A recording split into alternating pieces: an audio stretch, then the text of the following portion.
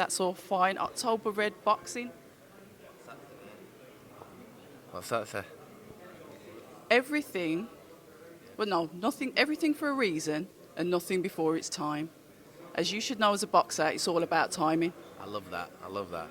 I might have same tattoo on my leg. What, you're going to get it? Or I can do it for you if you want. Do it. Do I do it? Are you good with tattoo gun, are you? No, I'm not. I'd mess your leg up. And that's the last thing you need before this fight. Anyway, October Red Boxing here with Kell Brook. The fight that everyone's been talking about for what seems about 780,000 years. We sat here, well, we stood here today talking about it. How does it feel to finally get it across the line? And I'm trying to ask that question slightly different because everyone's asking you the same question, but it's obviously frustrating for the fans because we've wanted this for years. And I've been wanting to give this fight to the fans for years. You know, he's always said, fight this guy, win a world title, I'll fight you. I've done it. You know, I've basically, I'm not doing it for him, but I've jumped through hoops regarding. It should have happened many years ago, but you know, I think that he's, you know, he's saying that he's fighting these fighters. Yeah, he has fought these great fighters in Canelo's and these other big names. But when you're in there with another Brit and it's bragging rights, there's a lot more pressure. Believe you me, because you know, even let's just say, for instance, even though that I know that we're going to win with Frankie Gavin but just because he's from Britain, like, you know, he's from your neck of woods, innit? So I'm saying, when you fight another Brit, there's a lot at stake. You know what I mean? There's a lot, and in this fight, with how long it's been going on, you know, whoever walks away with this a loser. You have to live with that for the rest of your life, and it'll always, you know, it's always going to be brought up. You know, when you say that, obviously he said, you know, he's give you a bit of, from what you're saying, he's give you a bit of hurdles to jump through. Do this, and then I'll do that. Do this, and then we'll fight. Is there any other reasons why the fight hasn't happened? I mean, it's happening now on Sky Sports Boxer. Is there any other reasons why it didn't pull through, or was it just through the hoops that Khan was giving you to jump through? He just basically never wanted this fight. He's never wanted it. He's basically come to a stage in his career where he can't fight another Billy Dib, he can't fight another whatever. You know, at that stage where, you know, nobody wants to see him in America fight anymore. This is the biggest payday, the biggest fight, and he's been forced into this fight, really. Otherwise, he'd never really take this fight, to be honest with you. It's always, you know what, you might as well stand there because you're always interrupting my interviews. This is the second one you've done now. I beg your pardon? Not me. You got the wrong person. Same colour, wrong person. Behave. I was going to introduce you to each other. Great fight. Yeah. Fantastic. And it's geared to you, and you won't hear me saying to Amir Khan, yeah, you've got this, because that's all bullshit. He's the man. He knows. He's known me for a long time. He knows what's coming. Since he was a baby. That long?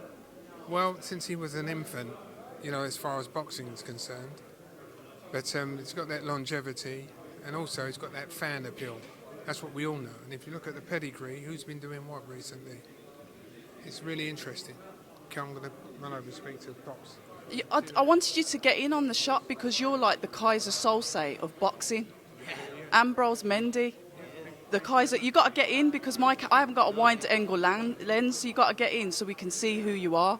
This is the man who is like the ghost. Now you got to get in closer than that, mate. It's got to be a proper huddle. What am I, Ghost? Tell him. Ghost. I'm telling you now, if anybody says that I said anything different, they're lying. But he is the man. In a two-horse race here, there's got to be a winner, and he is the winner. Believe you me. It's been a long time coming, and he's had to be really, really patient.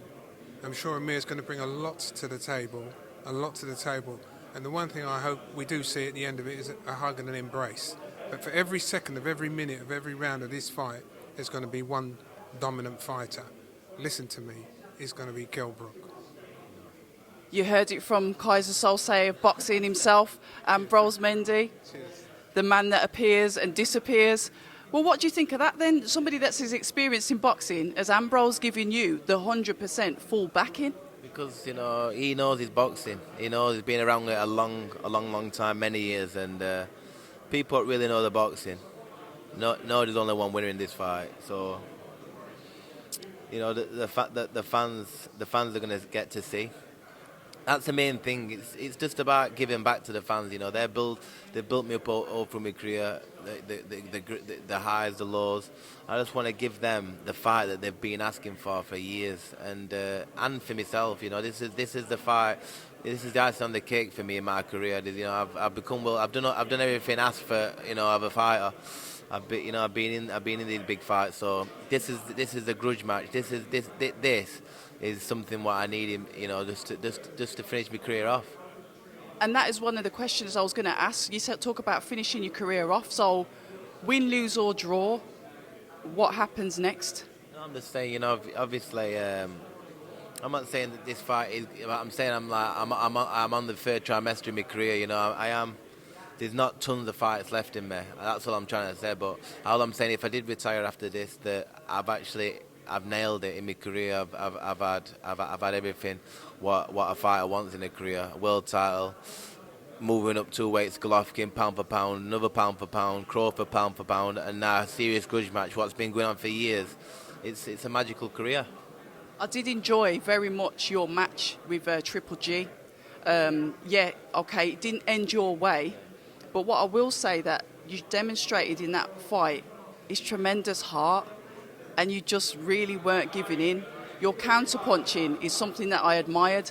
Now, Khan is someone that's is fast on his hands. How do you plan to tackle him and beat him? I don't want to give too much away, but we're gonna have a game plan in this fight. I just think the natural ability, the timing, the distance, the speed, the experience, being involved in big fights, he'll sail me through it. And just finally, before I finish, I got a couple of fight fans that, are big fans of boxing. They are from the Undefeated podcast. I don't know if you've heard about that. It's a YouTube channel that hosts a Monday Night Smoke, and they've also been on the Zone shows as well. They said to ask yourself if you think that your career was mismanaged by investing so much time into chasing Amir Khan. Do you think you could have done more, or waiting for this fight sort of hindered you? Not really, not really. I'm just saying that we're being asked the question. It's not like I've been chasing him. I've still been doing my thing, but he's always agreed to have this fight, and he's always run out of back door. But it's really frustrating for me, because I want to be involved in the best fights and give the fans the best fights and prove myself. Because when I hang my gloves up, I don't want to have any regrets. Like, I want to see how good I really am and fighting the best in the world. So just to see where I am, and like that's all I can say on that one. Because it's what everyone wants this fight. And another question was the thoughts on the Triple G fight. To me, that's probably one of the most notable fights that you've had. But that's just in my opinion. Do you have any regrets taking that fight? Do you think it's a fight that maybe you shouldn't have took? In hindsight, which we know, you always have the perfect vision. So to speak, sorry, flipping heck. Yeah. No, obviously,